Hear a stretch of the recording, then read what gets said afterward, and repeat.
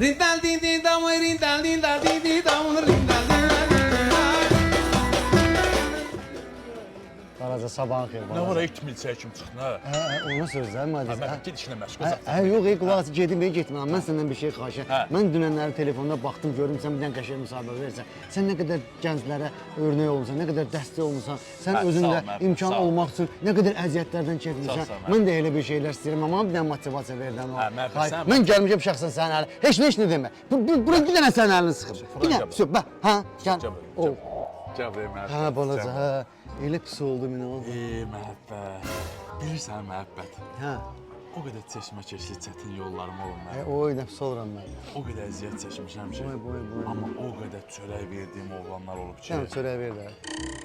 Axırda məhəbbət hamısı üzümə laqeyd yanaşıb. İnanırsan məhəbbət. Hə, mənə O inanıram. qədər oğlanlarla duz çörək kəssim. Mən quzu ver.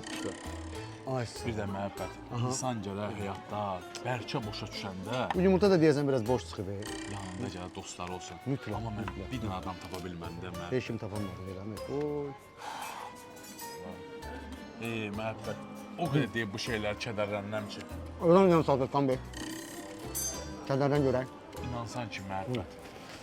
Nə bilim, mənim həyatım çox pis olub. Yəni danışıram, özümə gələ bilmirəm də mən. Özümə gələ bilmirəm məhəbbət. Sağ ol ki sən.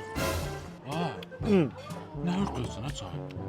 Neyse sən özünə görəmsən. Nədən özünə görəmsən sən? Nə məsələdir ki? Sən əlindən xəbərin var ki. Burada mənim həyatımın ikinci hissəsi başlayır. Gör nə ağırlıqlar çəkmişəm. Sən belə, sən həyatının ikinci hissəsini saxla.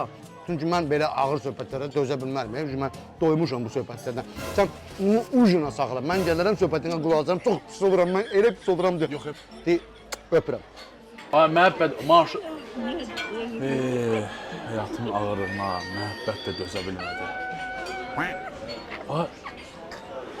Ay, yekək ki sən məhəbbət. Gəldi yeməkləri yedi getdi. Ay dədə var.